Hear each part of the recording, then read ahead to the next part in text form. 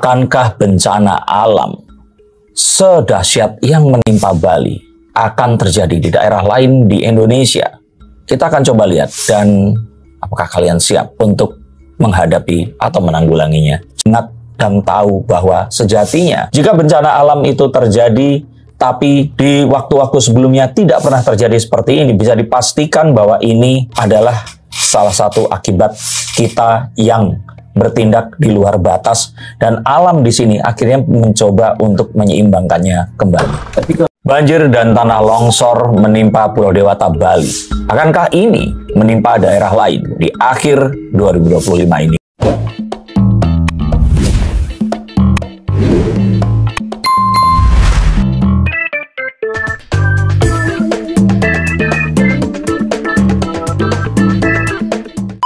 Sekarang kembali berjumpa bersama saya Denny Darko. Tidak ada yang namanya misteri, yang ada adalah tanda-tanda yang kita semua coba untuk mengerti. Akankah bencana alam sedahsyat yang menimpa Bali akan terjadi di daerah lain di Indonesia?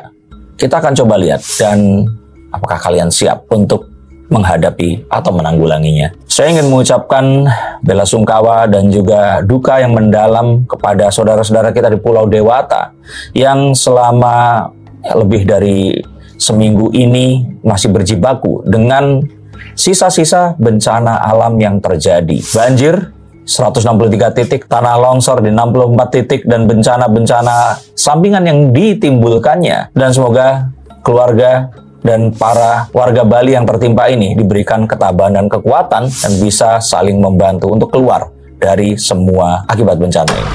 Bisa dikatakan kan kemarin banjir di Bali itu kan terjadi sangat ekstrim dan juga banyak sekali merugikan dari nyawa maupun juga dari sektor ekonomi juga ya, Mas. Masih ada 2 orang hilang ya. Ya.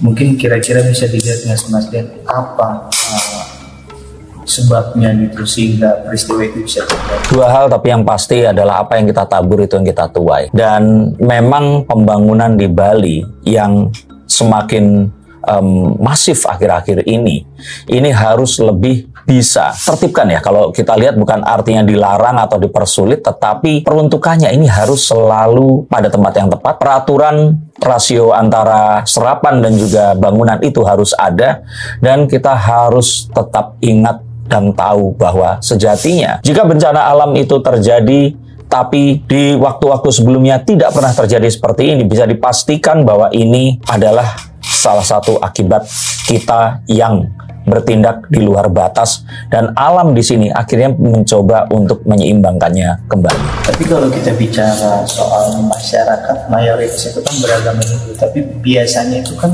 banyak sekali adat istiadat yang masih dijaga sama masyarakat sipil. Iya betul, dan ya nggak ada hubungannya dengan itu. Ini bukanlah sebuah, kalau orang Muslim bilang azab dari Allah dan sebagainya. Mereka juga percaya bahwa alam dan lingkungan ini memiliki energinya sendiri, dan Tuhan pun ada di alam dan lingkungan ini tadi. Maksudnya ada itu, beliau juga memberikan energi itu melalui alam lingkungan yang memberikan keindahan, kekayaan alamnya. Tetapi manusia ini kan membangun dan terus kemudian membuat satu perusakan yang artinya saat kita membangun sebuah rumah terus kemudian membabat pohon, apakah kita menanam pohon juga di saat bersamaan, atau jalur-jalur air yang seharusnya itu ada ini digunakan untuk sesuatu yang lain gitu. Ini hal-hal yang dicurigai dan diduga itu terjadi karena masifnya pembangunan di Pulau Dewata ini tadi. Dan karena hal itu, sesuatu yang belum pernah terjadi ini terjadi dahsyat dan semasif ini. Nah, apakah ini akan terjadi di tempat lain di Indonesia? Saya akan mengatakan bahwa ini terjadi karena Bali merupakan jalur juga arah lewatnya angin dari dan ke Australia menuju ke Filipina dan nanti akhirnya ke Jepang yang di atas sana. Maka akan menjadi sebuah hal yang harus lebih diperhatikan dibandingkan daerah Indonesia lain yang alirannya itu nggak seperti wind tunnel yang ada di Bali ini tadi. Dampak dari banjir di Bali ini sendiri apakah juga melumpuhkan sektor? Wah, jelas lah. Yang saya tahu bahkan saat itu, saat banjir itu terjadi, orang ini yang membutuhkan makanan dan juga minuman itu tuh punya uang berapapun nggak bisa beli karena yang menjual itu tutup juga terkena banjir. Maka hal seperti ini harus juga diantisipasi. Kita harus tahu bahwa hal ini itu terjadinya akan sangat cepat. Ada saudara saya di sana itu dalam 25 menit dari kondisi kering hingga akhirnya banjir, air datang bak-bak, benar-benar terjadi dan sangat cepat. Maka ini adalah satu hal yang harusnya membuat kita semua waspada. Ini tidak sesuatu yang spiritual. Ini sesuatu yang ya kalau dihubungkan dengan spiritual, tapi kita harus tahu bahwa selama ini kita itu tidak memberikan sebuah perhatian yang lebih kepada keseimbangan alam yang seharusnya terjadi. Ini benar-benar satu hal yang dianggap sebagai sebuah pengingat bahwa pembangunan yang masif ini harus lebih ditertibkan kembali. Dampak dari banjir Bali ini, apakah manusia-manusianya ini sudah mulai aware sama keadaan ini? Harus dibuat aware. Saat ini mereka sudah raising awareness juga. Mereka juga akhirnya mereka menyadari bahwa ini adalah satu hal yang selain ini takdir, tapi takdir ini juga ditimbulkan karena orang-orang yang tidak memberikan sebuah ketertiban terhadap sesuatu yang alam ini itu punya ketertibannya sendiri. Misalkan saat hujan, air itu harus diserap di mana, dan sungai ini harus dijaga tetap bersih. Apakah sampah juga akhirnya yang kemarin sampah menumpuk, apakah ini juga sudah bisa dikelola dengan baik? Hal seperti ini sangat-sangat harus menjadi perhatian. Dan bukan ini akan hanya ada di Bali saja. Di daerah lain pun itu juga sangat harus diperhatikan. Terutama Jakarta. Karena Jakarta ini lebih gila daripada Bali. Pembangunan, kepadatan penduduk, dan orang-orang yang kadang-kadang kalau saat mereka ini dalam kondisi kesulitan, mereka ini pasti akan melakukan hal-hal yang kemudian melanggar peraturan dan akhirnya terjadilah sesuatu yang menghambat aliran air dan menimbulkan banjir. Mas, mungkin selain di Bali sendiri, untuk ya bisa dikatakan ini kan sudah penghujung tahun ini ya Mas, apa akan terjadi hal apa lagi Mas? Hal seperti ini sangat mungkin terjadi kembali di Bali jika tidak segera diantisipasi. Karena naiknya curah hujan, ada hidrometeorologi juga di seluruh Indonesia kalau kali ini pasti akan juga mempengaruhi. Nah, apa yang terjadi di Bali kemarin bisa jadi terjadi itu karena ya tadi jalurnya ini tadi. Karena memang dari Bali terus kemudian naik antara Sulawesi dengan Maluku ini adalah tempat yang memang sangat rawan dan anginnya itu akan sangat kencang di situ. Dan kita harus juga waspada terhadap curah hujan yang ada di seluruh Indonesia pula. Kita kan juga tahu bahwa kita dan peraturan selalu berpikir kadang-kadang peraturan ini diciptakan untuk dilanggar. Maka ini yang harus segera dihentikan. Tahu bahwa saat kita membangun di bantaran sungai atau di tempat yang seharusnya menjadi resapan, ini juga akan memicu adanya banjir. Dan untuk orang-orang yang memang ada di jalur turunnya air saat di puncak atau di tempat yang lebih tinggi ini air tidak meresap, maka harus berhati-hati mulai untuk berpindah tempat tinggal. Karena jika ternyata nanti terjadi, ini semua tidak akan sempat lagi untuk kita bermigrasi dan ini semua pasti akan sudah terlambat. Untuk kedepannya ini apakah akan ada peristiwa atau fenomena alam yang memang lebih besar dari Bali di penghujung tahun? Saya melihat Bali ini yang paling besar ya. Jadi kalaupun nanti terjadi lagi, ini akan besar tapi tidak sebesar Bali dan semengagetkan Bali ini. Bali ini pun kan sesuatu yang kita sangat prihatin karena terjadinya dengan cepat dan belum pernah ada yang sangat besar seperti ini menelan korban jiwa dan saya ikut berduka cita tentang hal itu. Tapi Jakarta ini adalah kota berikutnya yang bisa saja akan lumpuh dengan banjir besar di akhir atau awal tahun 2026. Selain itu, naiknya curah hujan menimbulkan longsor, terutama di daerah-daerah yang memang menjadi langganan hidrometeorologi. Coba kalian cari tahu.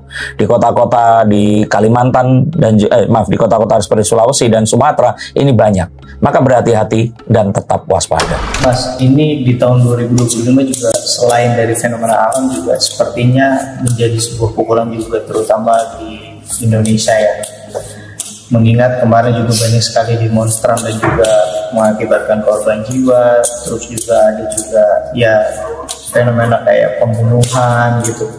Ini apa sih Mas artinya gitu dari semua ini, mungkin kalau dari kartu tarot? Ini artinya kita sudah terlalu banyak mengkonsumsi satu energi negatif yang masuk ke dalam diri kita. Dan energi ini semakin hari semakin besar. Energi gaib yang mencoba untuk memangsa jiwa kita dari dalam. Energi yang berbentuk banyak macam, dan ini menyeruak dan mengikuti kalian kemanapun kalian pergi. Mau bahkan ke tempat tidur, toilet, bahkan ke rumah ibadah pun mereka ini bisa masuk. Kalau kalian mengira bahwa setan iblis tidak bisa masuk ke dalam tempat ibadah, kekuatan jahat yang ini bisa mengikuti kalian sampai ke tempat ibadah yang paling suci sekalipun. Bahkan boleh dikatakan Ka'bah pun ini bisa masuk. Apa itu? Sosial media yang jahat di dalam internet. Saat kita mengkonsumsi informasi yang tidak perlu. Ini kalau Gen Z atau Gen Alpha bilang, ini brain rot. Otak kita ini membusuk. Dan karena hal itu, timbullah keinginan untuk segera mengakhiri ini dengan cara segera mencari pintu keluar, tapi tanpa berusaha untuk mencerna terlebih dahulu situasi ini tadi. Muncullah gejala cancel. Nah, saat itu sudah muncul cancel besar. Ini bisa dengan seorang pacar laki-laki yang kebetulan seorang ojek online, marah, membunuh pasangannya dan memutilasi jadi puluhan bagian. Ini gejala yang sangat berbahaya dan melebihi bahayanya dibandingkan setan dan iblis sekalipun. Manusia dengan pemikiran, imajinasi, dan juga judgement mereka ini akan sangat berbahaya jika mengkonsumsi hal-hal yang negatif. Maka sosial media ini harus juga ditertibkan, bahkan lebih keras dibandingkan menertibkan pembangunan villa dan rumah yang tak berizin. Dan ini jadi satu hal yang jika kita bisa melalui ini, maka tingkat pembunuhan itu akan turun. Kerusuhan-kerusuhan ini juga nggak akan seperti sekarang mudah sekali terpantik, tapi mereka akhirnya menyesal setelahnya. Maka ini yang harus diwaspadai. Spiritualisme, kegaiban yang bukan datang dari masa lalu, tapi dari masa sekarang dan teknologi yang kalian pegang seperti itu. Untuk kasus-kasus serupa mungkin demonstrasi, terus juga ada pembunuhan gitu yang bisa dikatakan ada nggak sih Mas yang akan terjadi lagi gitu mungkin di penghujung tahun ini?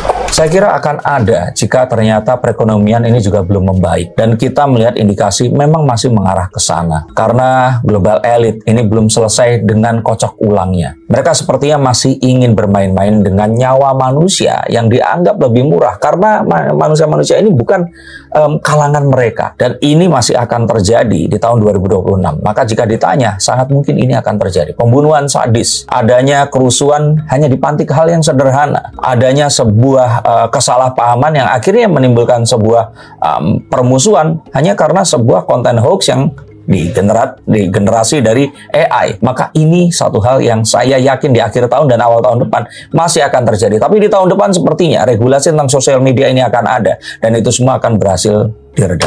Mas, terakhir mungkin ada pesan atau jangan apa untuk bagaimana caranya kita supaya tetap bertahan dan waras gitu di dalam menghadapi tahun-tahun berikutnya. Sejatinya manusia ini dibekali oleh kemampuan kritis yang mencoba mempertanyakan semua hal. Sama seperti saat kita masih kecil dan selalu merecoki orang tua kita, menanyakan tentang apapun itu, mencari pengetahuan dan mencoba mencari informasi. Tapi hati-hati, ini juga menjadi sesuatu yang memperpendek umur kita. Tapi saat kita tetap bisa mencoba untuk mendatangkan informasi dari dua kutub yang berbeda, maka kita akan mendapatkan informasi yang sepenuhnya, kemudian matikan sosial medianya.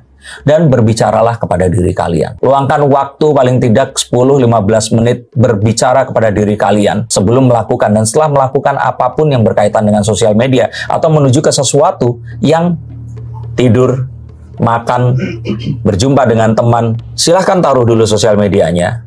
Detoksifikasi pikiran kalian selama 10 menit dan mulailah mengobrol dengan sesama manusia. Atau jika tidak, berbicaralah dengan diri kalian sendiri.